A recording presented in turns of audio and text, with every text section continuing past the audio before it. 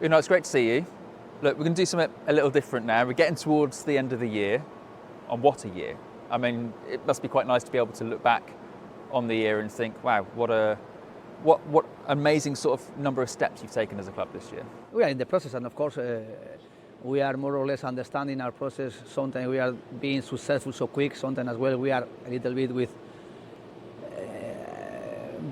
in a spell of bad result passing as well, but of course accepting it and more or less being competitive, trying to be consistency in our way being competitive, even with the moment we had like that, and trying to enjoy each moment, enjoying Premier League how we are, enjoying in Champions League how we are, and try as well to remind our supporters we are together with them in this moment, trying to be happy with the team.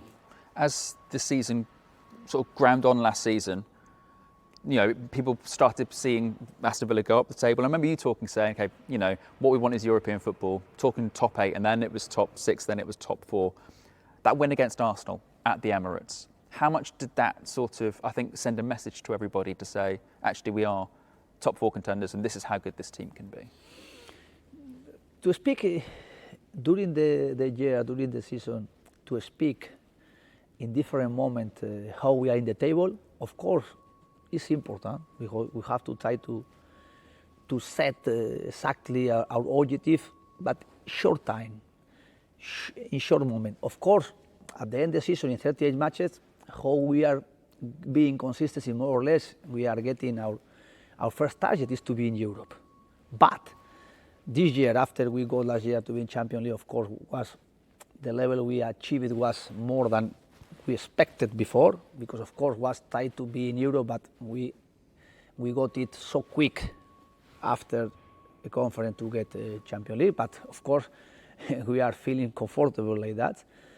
But the frustration is opposite just than the demand we have, and when we are not getting our high demand because we are being very, very demanding in it, we have to try to dominate and to control as well our frustration, and this is as well the balance I am trying to do.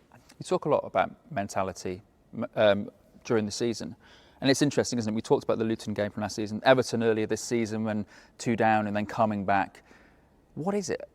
How do you prepare mentally that separates you from the team? Because your team is very good at, you know, finding something late on. The preparation is every day, and every minute we are here in the training session, in the meeting we have, and of course trying to send message and to introduce in their mind as well the message I want to send and to set with the players and with the team and with the club. The mentality is be demanding every day and try and always focus to improve, try to take good rest, good food, and try to prepare each match with the time we need for each match, being as well very demanding in the details, in how we can tactically as well to get something better than we were doing. This is the mentality, is always try to do better than yesterday, today better than yesterday, tomorrow better than today, and try every day to enjoy as well, feeling it, something like a passion, something like a I really enjoy doing it. I really enjoying increasing my demands and getting my level. This is.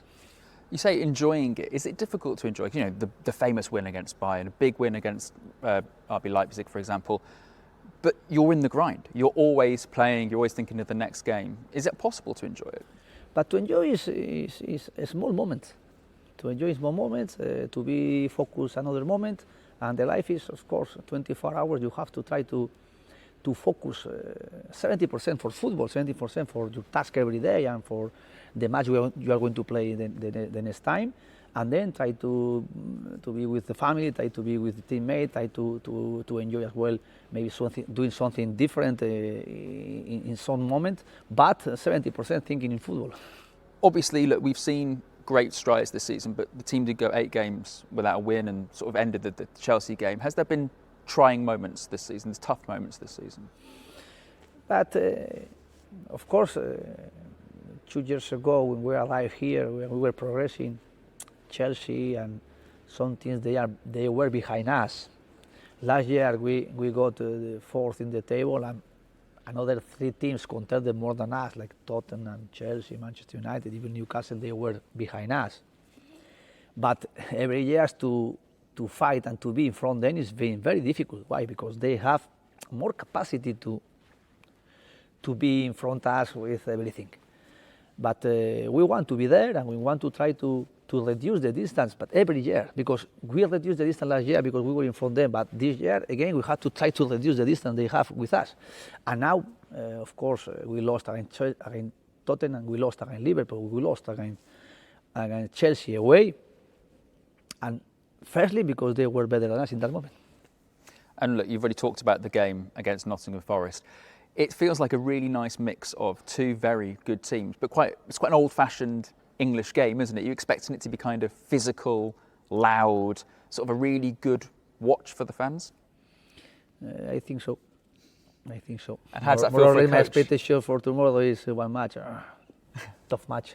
How does that feel for Hopefully a coach? a tough match for us, for them, and then play football in the area we want to be. We want to show tomorrow, but of course we have to fight tomorrow as well, a lot of duels. You're going to enjoy the fight? Yes, of course, we have to enjoy the fight, and we have to play as well, trying to equalize the duels or winning the duels against them. You get me even more excited. Sounds fun. Thank you, Unai. Thank you so much.